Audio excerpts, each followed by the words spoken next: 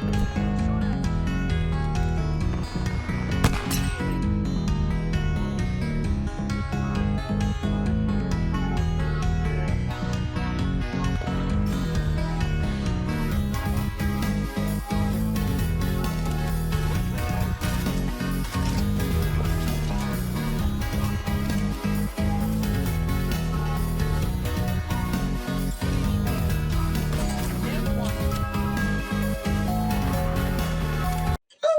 everybody. FAI here, and welcome back to part 7 of our Dungeons How to Be Successful series. And in this video, I thought we'd talk about, well, not only just planning your next attack on a potential island of goodness, if you're at that point, but also just generally, do you need traps? Should you consider building traps? What is the options around it?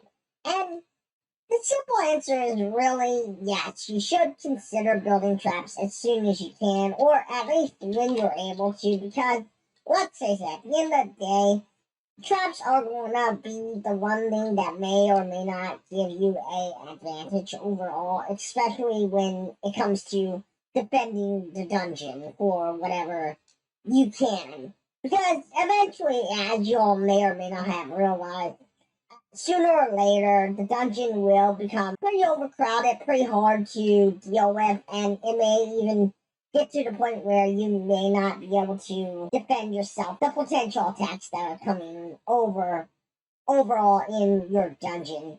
But, I mean, also, you shouldn't be afraid to, as you would, continue to increase the overall army that you have.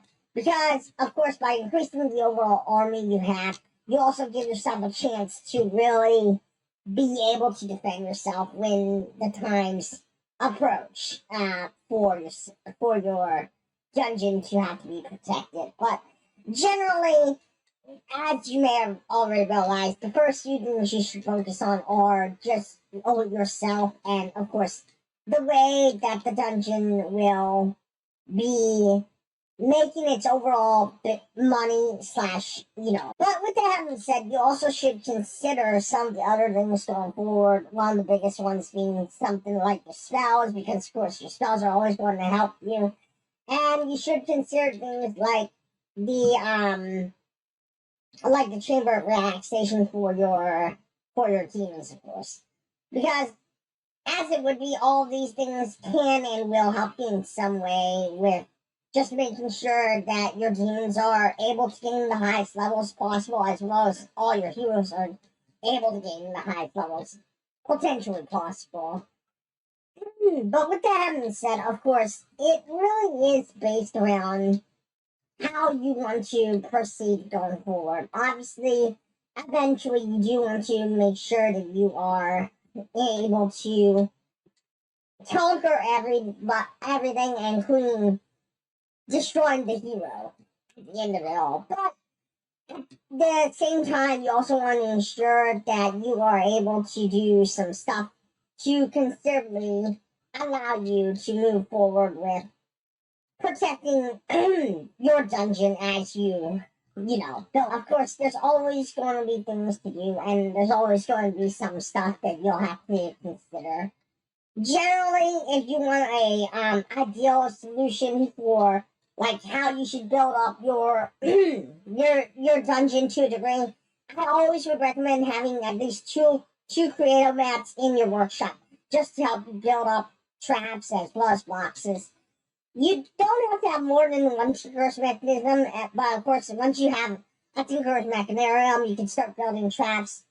Although, once you get the next one, or the upgraded version, you don't have to have more than that one as well. And of course, a guard room is always going to be nice to have alongside, especially to help you with protecting your dungeon and just generally making sure that you are able to have something to defend yourself with. Because obviously, eventually heroes are going to become overwhelming, or you're going to have it to where your heroes are getting overwhelmed by many other aspects in the game, as you'll see. But it's always going to be a question of deciding what is the best option, obviously, because you're never going to really find yourself in a decent position if you don't learn how to, of course, give yourself a chance at, protecting yourself generally. But like I said, I think that overall, it comes with time, it comes with patience. Luckily, in Dungeons 4, of course, we do make it, or we do get to the point where, at least and I'll talk about this in Dungeons 4, but when we do the how to be successful series in Dungeons 4, but in Dungeons 4, a lot of the things that have become a little more mainstream, which is always a good thing. But like I said, I'll talk about that more when we get into how to be successful in Dungeons 4. One of the main things, though, is to make sure that you are able to have your your minions slash creatures or help level up as fast as they can, because the sooner they can level up overall, the better chance they'll have for you to be able to create yourself a good idea of how to, protect your dungeon. Of course, I mean, at the beginning, until you gain the defibrillator, it will be hard to lose Horde, because, of course, the Horde always will not be able to revive themselves. But, once you have gone to that point where you have the defibrillator and everything, you should be able to generally make yourself everything comes with time. One of the main things you want to find if you are doing like long-term dungeon, you'll probably want to make sure that you are able to have a course diamond vein, because the diamond vein will allow you to generally make a lot of changes overall with just how to create or get money. It's literally all gold trades, especially the big ones that you see me being mining off of right now. Eventually they all run out, or eventually they all will be depleted. So, you want to make sure that preparing for the inevitable in some way, and of course, with that being said, always able to prepare a way to defend yourself when that does happen overall. But like I said, it comes down to just learning the system, and of course, in a sense, also learning how to be able to do better entirely. Since, as it would be, the biggest thing that players who play dungeons will have is just they never build up the defense that they need to in order to, well, protect themselves. But as it is, Dungeons 3 did make it a little bit more difficult to defend the dungeon in some cases, because, of course, some of the things for it were not completely optimized. And that's just the way that the devs were at the time building the game.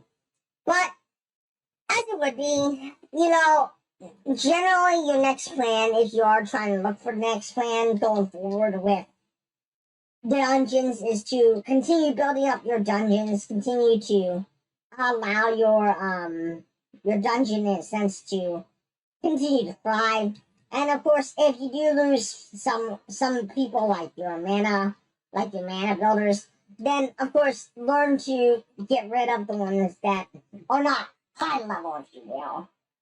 Otherwise, like it is, retaking Islands of Evilness always are probably a decent plan generally, because of course you need to ensure that your islands are always protected. And of course, the next other thing would be, of course, to continue to research towards stuff like the crypt, so that you can start building up your protection slash start making it to where you don't lose your horde as often as you could potentially. But I mean, those are just some basic ideas. Those are just some basic things that you should consider doing as you continue to go forward with dungeons and just generally going forward into, well, being able to have the best dungeon you potentially could. And I mean, ultimately, those are just the thought process, you know. Generally, as it would be, getting stronger is always going to be the key. And also, at least having some form of protection to help you moving forward. Now, of course, you use a small map like we have done in this series, then of course it'll be easier to take over than others. But you know, as you get into bigger maps, it's going to take more time, and it may even make it to where you are needing to become a lot more built up.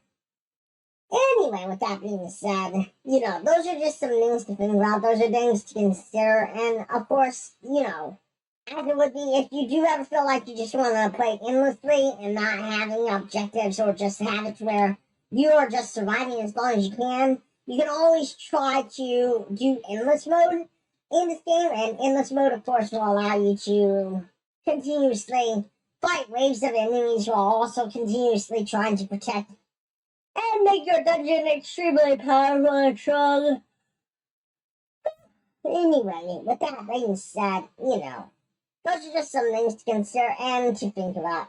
And of course, like it is, when we move into the next series, I mean, you know, we'll talk more about like why protection from traps and stuff is necessary, why you should consider getting it, and of course, why you should use it when you can. But with that having said, I'll talk about the guard room also and why you should probably consider having one in the future. But don't worry, those will all come in future videos. And with that having said, if you did like this video and you want to continue to see more or get the latest updates or see the latest video when it gets released, why not hit the the subscribe button. If you like this button, don't forget to hit the like button. Hit the bell notification so that you know when the next video or when the latest video comes out and is released. And yeah, with that being said, I will see you all in the next one.